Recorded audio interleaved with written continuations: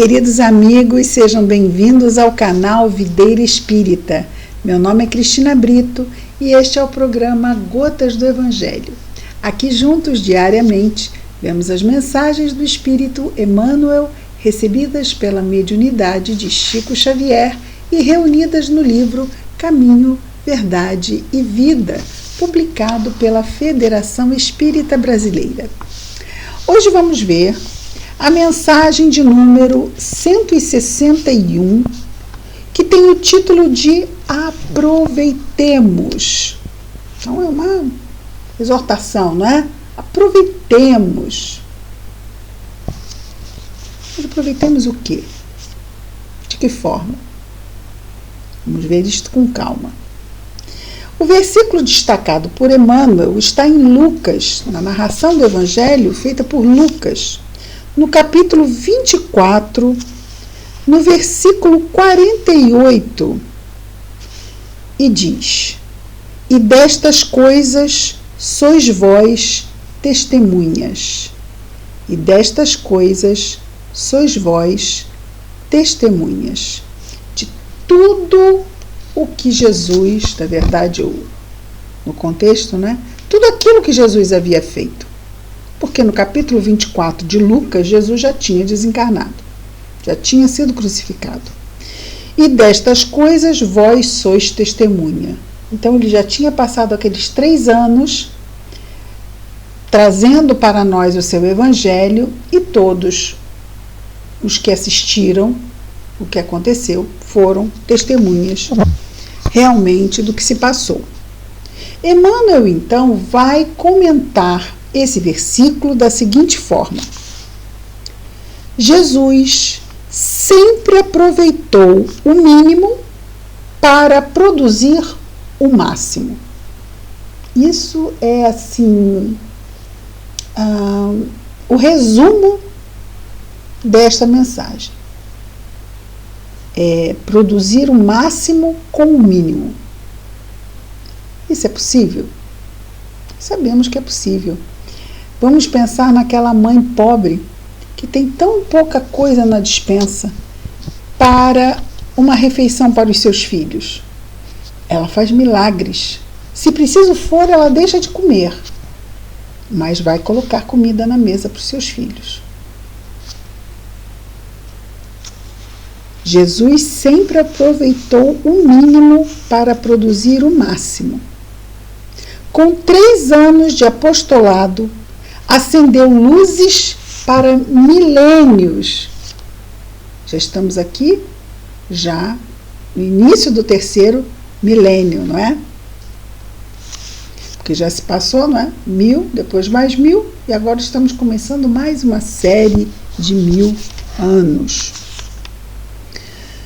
Com 3 anos, então, acendeu luzes para milênios, congregando pequena assembleia de 12 companheiros, renovou o mundo, porque aqueles 12 apóstolos ficaram como responsáveis de serem os disseminadores iniciais da sua mensagem. Depois, ainda tivemos a reunião, não é? Vamos dizer assim, agregou-se a esse colégio apostólico a figura de Paulo de Tarso, que foi fazer o trabalho de divulgação do Evangelho fora dos limites judaicos, né? Foi fazer junto aos não-judeus, aos gentios. Com uma pregação na montanha, inspirou milhões de almas para a vida eterna. Aqui se referindo ao nosso tão conhecido Sermão da Montanha, capítulos 5, 6 e 7 de Mateus, que abre no capítulo 5 com as bem-aventuranças. Converte a esmola de uma viúva em lição imperecível de solidariedade. Sim, porque aquela viúva deixou as 2 moedinhas ali para ajudar o templo. Então, a sua doação foi no sentido de se solidarizar ao trabalho que se realizava no templo. E ele continua: corrigindo alguns espíritos perturbados, transformou o sistema judiciário da terra, erigindo, ou seja, construindo o amai-vos uns aos outros. Porque antes disso era como? Olho por olho, dente por dente. E agora, a partir de Jesus, amai-vos uns aos outros, como eu vos amei. Para a felicidade humana, então, Jesus trouxe essa mudança no sistema judiciário, mas não é no sistema judiciário apenas legal, não é? Porque o do legal é algo, mas o sistema judiciário nosso, interno, nossos valores de justiça. Antigamente era olho por olho, dente por dente. Matou um da minha família, eu vou lá e mato um da família do outro. Era assim.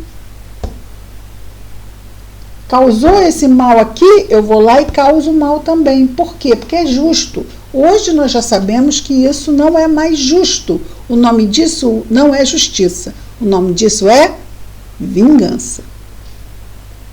E Emmanuel continua. De 5 pães e 2 peixes, retira o alimento para milhares de famintos. Da ação de um Zaqueu bem intencionado, Zaqueu, aquele homem baixinho que ficou em cima daquela árvore esperando Jesus passar, e quando Jesus passa, olha para cima e diz: desce, Zaqueu, que hoje eu vou comer na sua casa. E Zaqueu, então, ele, vamos dizer assim, abriu mão de parte dos seus bens, disse que compensaria qualquer um que ele tivesse prejudicado, muito além do prejuízo que ele havia causado, pela aproximação que ele teve com Jesus. Então ele diz, da ação de um Zaqueu bem intencionado, traça programa edificante para os mordomos da fortuna material. Porque Zaqueu é um exemplo vivo do que aqueles bem aquinhoados materialmente podem fazer em termos de bons cristãos. E vemos, não é? Nesse incêndio agora na Austrália, tivemos algumas pessoas muito bem aquinhoadas financeiramente, doando bastante para ajudar aquele país-continente tão martirizado pelo fogo. E continua o nosso Emmanuel. Da atitude de um fariseu orgulhoso, extrai a verdade que confunde os crentes menos sinceros. Olha, nós tivemos muitos fariseus que se aproximaram de Jesus o testando. Orgulhosos, nós poderíamos talvez destacar aqueles que recriminavam Jesus por ele se sentar, ele, não é?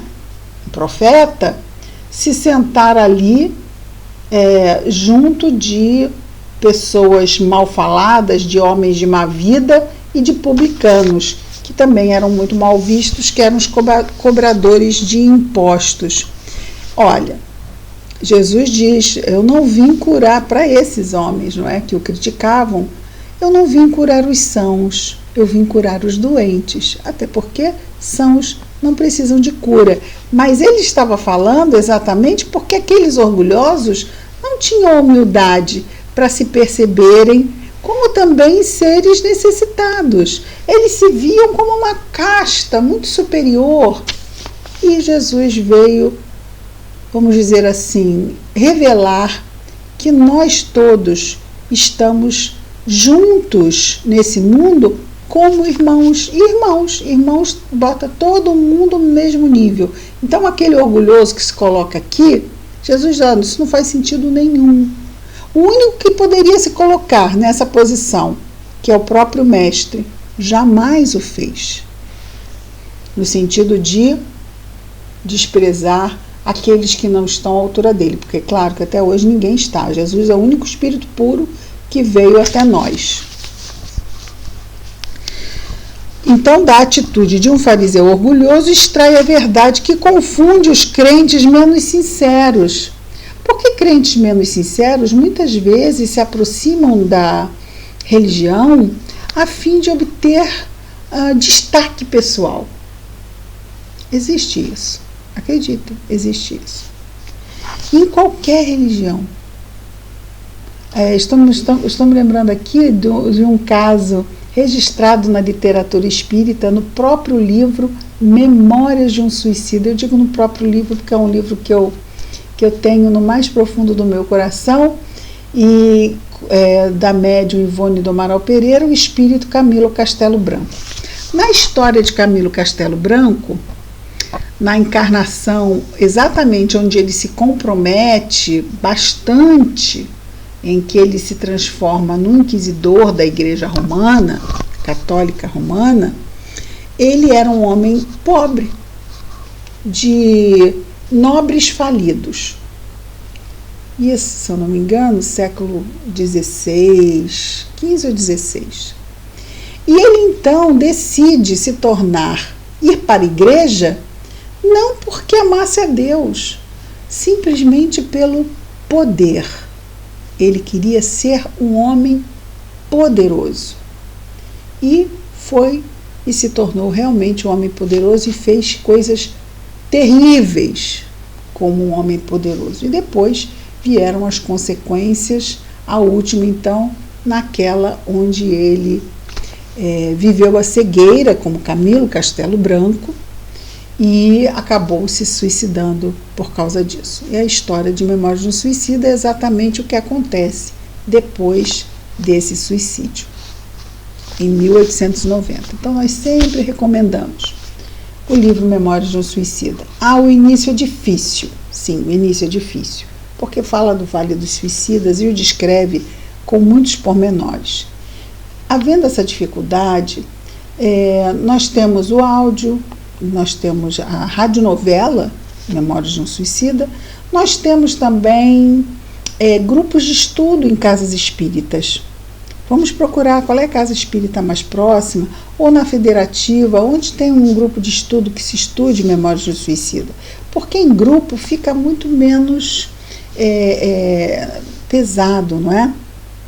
É um tema tabu, o suicídio, mas esse livro ele é de uma riqueza doutrinária ímpar, considerado o 5º melhor livro espírita do século XX. Então, é muito importante. Desculpe, mas eu não perco a oportunidade de falar desse livro, porque ele tem tantos exemplos sobre tantas situações que vivemos, que realmente estudá-lo, conhecê-lo, só nos enriquece, tanto intelectualmente, como nos enriquece de subsídios para os nossos exercícios diários de sermos melhores cristãos, não é? E voltando aqui ao nosso Emmanuel, ele diz, curando isso tudo que Jesus fez naqueles 3 anos, não é? Curando alguns doentes, Jesus institui a medicina espiritual para todos os centros da Terra. Centros não apenas espíritas, não é? Centros onde a espiritualidade ela é trabalhada, porque nós vamos ver em todos os lugares, em todas as religiões, existem lugares onde as pessoas vão cuidar da alma ferida, da alma machucada. Agora, é claro que isso não quer dizer que não vamos também trabalhar a alma ferida com os profissionais que cuidam disso, não é? A alma está muito ligada à questão mental e emocional. Então, existem profissionais que cuidam disso. Mas o espírito, quando ele se aproxima de Deus, ele recebe também um bálsamo curativo, porque nós nos acalmamos. E como as doenças do corpo são fabricadas pela nossa mente perturbada, quando a nossa alma se acalma, quando nós passamos a ter um equilíbrio maior, por estarmos mais alinhados com Deus, através das religiões que buscamos, isso também nos promove uma melhoria até de qualidade de vida mesmo, não é? Inclusive, nós estivemos vendo que agora no Brasil a medicina está começando, a medicina mais especificamente a área de cardiologia, já está trazendo o quanto que a espiritualidade é importante para um coração saudável. Tem tudo a ver com o que se está dizendo aqui. Finalmente a academia está trazendo a espiritualidade para o lugar que ela tem, por fato, não só direito não, de fato, porque nós sabemos o quanto a espiritualidade, eu não estou dizendo religiosidade, porque as pessoas podem até não ter religião, mas terem espiritualidade. E é claro que também as religiões trabalham a espiritualidade. Então aqui está a religiosidade. A espiritualidade está acima, porque não se detém apenas nas religiões. É a espiritualidade. Então não é religiosidade, mas a espiritualidade já está sendo trazida, pelo menos na área de cardiologia, como importante para a saúde cardíaca. Primeiro grande passo, não é? Então, nós somos espíritos. Quando se fala de saúde espiritual, é holístico, não é? Toca nós tanto no mental, no emocional, no espiritual, no orgânico. Por quê? Porque tudo isto somos nós. Certo? São vários aspectos de um mesmo ser. E ele continua dizendo: faz de um grão de mostarda maravilhoso símbolo do reino de Deus. O reino de Deus é como um grão de mostarda. Ele fala sobre isso. Também compara, ele faz várias comparações sobre o reino de Deus. O reino de Deus é como um senhor que sai para... Né? Então ele conta várias parábolas onde ele tenta nos falar o que é o reino de Deus. Porque o reino de Deus nós ainda não o visitamos ou conhecemos, embora ele esteja dentro de nós. É exatamente o estado de plenitude. Plenitude. E ele continua dizendo: de uma cruz grosseira grava a maior lição de divindade na história, que é a própria cruz onde ele foi crucificado. De tudo isso somos testemunhas. Sim, tudo isso nós sabemos. E somos testemunhas, por que somos testemunhas? Nós não estávamos lá, nós nem podemos dizer que não estávamos, alguns de nós, não é? Mas veja que ele nos coloca como testemunhas na nossa condição de beneficiários. Então, nós somos beneficiários. E como estamos nos beneficiando? Ou seja, se eu estou me beneficiando porque eu consumo muito arroz, feijão preto e verduras verdes, então eu sou testemunha e não tenho nenhum problema de anemia, eu sou testemunha dos valores desses alimentos para ter um sangue forte, um sangue rico em ferro, certo? Então eu sou testemunha pelos benefícios que eu recebo. Isso me transforma em testemunha, embora eu nunca tenha lido, tratado ou feito pesquisas sobre o ferro no feijão ou nos vegetais verdes escuros, né? Então, de tudo isso, somos testemunhas em nossa condição de beneficiários. Em razão de nosso conhecimento, convém ouvirmos a nossa própria consciência. Sim, eu preciso avaliar o quão beneficiário eu sou disto tudo, porque às vezes a gente se vê muito como vítima na vida, porque as coisas não estão indo como eu quero, não foram como eu pensei. Mas como eu pensei e como eu quero, pode não ser exatamente o que eu vim fazer nesta vida. Então eu preciso entender como a minha vida está acontecendo. O que ela está me solicitando? Onde eu estou sendo mais exigida? Onde ela está dizendo, presta atenção a isso. Olha, estou te mostrando de novo, presta atenção a isso. Ó, é isso de novo. É o perdão, é a paciência, é a tolerância, é a compreensão, é a calma, é a fé. O que eu tenho que aprender? E quando as coisas não vão como eu espero, ou esperava que elas fossem, aí eu fico frustrada. A frustração leva à raiva. Eu vou ficar com raiva? Eu estou entendendo direito a minha posição nesse mundo? Aí Emmanuel nos diz para a gente buscar a própria consciência, de fazer uma avaliação sobre isso tudo. É possível. Não vamos nunca deixar de fazer a nossa parte. Mas às vezes até mesmo como fazer a nossa parte pode ter uma melhoria de compreensão e melhorarmos as nossas ações, melhorarmos a nossa compreensão. Assim, eu acho que eu não estava fazendo muito bem, não. Eu acho que eu ainda estava assim, me queixando muito, me lamentando muito, me vitimizando muito. Reflexão, será que ou isso, ou outras coisas? Porque, claro, cada um vai fazer sua própria reflexão e chegar às suas próprias conclusões. Em razão de nosso conhecimento, de termos sido testemunhas, não do feijão nem da verdura, mas do Evangelho, e como nós somos beneficiados, convém ouvirmos a nossa própria consciência. Que fazemos? Aí ele está trazendo lá o título. Aproveitemos, porque Jesus produziu o máximo com o mínimo. E nós também somos beneficiários, mas às vezes não percebemos que o pouco que recebemos é para que igualmente exercitemos tirar o máximo, o melhor que pudermos.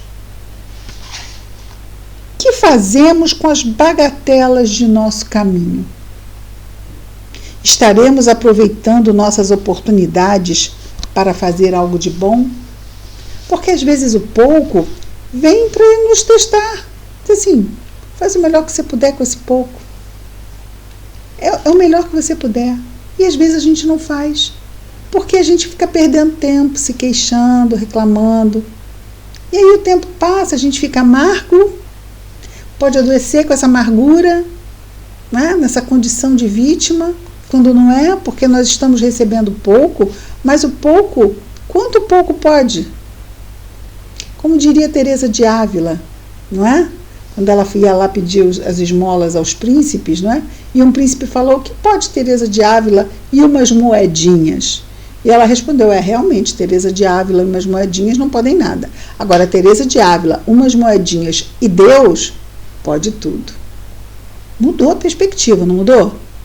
Mudou. Então nós temos pouco, mas temos pouco com Deus. E pouco com Deus é muito.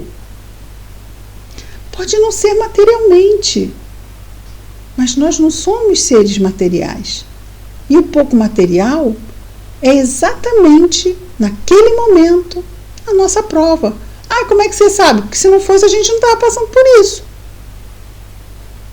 Não é? Quem não queria ser rico? Quem não queria ser rico? Mas eu costumo brincar que Deus não dá asa à cobra. Né? Toda vez que eu peço para ser rica, eu peço, penso, Senhor, que tal me deixar rica? Eu vou ser boa com a riqueza. Assim, eu paro, eu penso, uma voz dentro de mim, que eu acho até que sou eu mesmo, diz assim, mas Deus não dá asa à cobra, não. Vamos ficar como tá, fazer o melhor possível, trabalhar muito, fazer com que nossos recursos venham pelo nosso suor e agradecer, porque temos saúde para trabalhar. Mas não estou trabalhando naquilo que eu queria trabalhar. Tinha? Outra prova.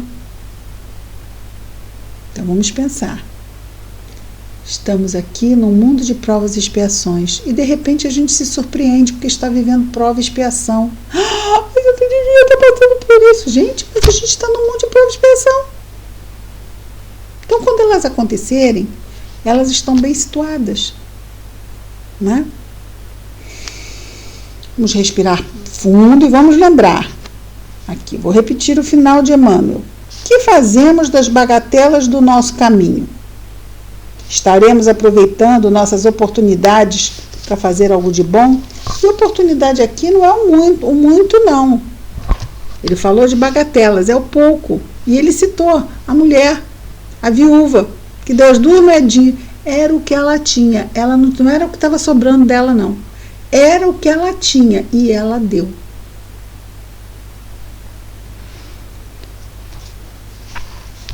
Esse é o caso dela, não é? E mulher de muita fé, não é? Nós ainda não estamos nesse degrau, estamos subindo a nossa escada de Jacó, não é? Que é a escada da evolução espiritual. Estamos lá, estamos subindo. E é para frente que se anda, e Jesus está aí para nos ajudar, e nós estamos juntos. E a providência se faz presente no mundo é através de nós mesmos. Vamos orar a Jesus agradecendo. Sempre, sempre. Querido Mestre Jesus, obrigado, Senhor, por mais este dia desta nossa abençoada encarnação, Senhor. Ajuda-nos a percebermos as oportunidades que nos chegam, quando nos chegam na forma de não temos o que queremos, não foi isso que pedimos, mas é isso que precisamos neste momento. Ajuda-nos, Senhor, a nos mantermos de ânimo firme, de ânimo fortalecido, encorajados, fortalecidos com a nossa fé, a fim de continuarmos levando essa jornada reencarnatória da melhor forma possível, cada dia dessa jornada. Abençoa-nos, Jesus. Gostaríamos, porque citamos no dia de hoje, de pedir as tuas bênçãos para a Austrália, para os australianos, para todos os que vivem naquele país continente. E também, Senhor, para os animais. Tantos foram recolhidos pelas falanges espirituais. 1/3 da fauna rica morreu nessa tragédia terrível.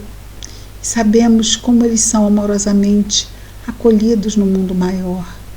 Os que ficaram feridos, desnorteados, abençoa os seres humanos que lá estão, para que fortalecidos cuidem desses nossos irmãozinhos ainda na fase animal e cuidem também uns dos outros, porque são momentos muito de provações, de uma provação muito difícil, mas o Senhor está presente. Tudo isto foi permitido para que cresçamos com isto, e nós aqui damos, Senhor, o nosso melhor,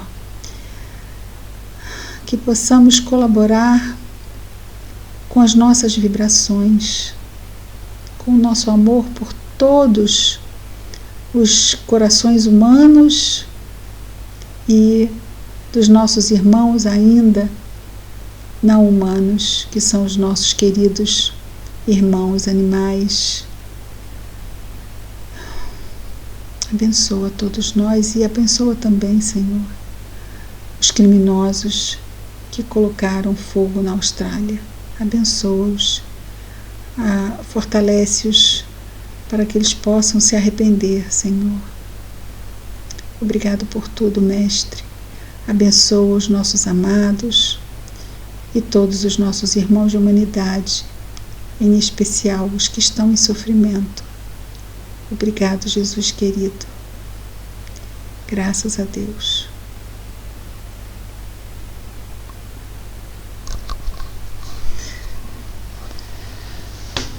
Vamos orar. Vamos orar, porque oração é um instrumento poderoso, poderoso. Amanhã estaremos juntos mais uma vez com Gotas do Evangelho. Muita paz a todos.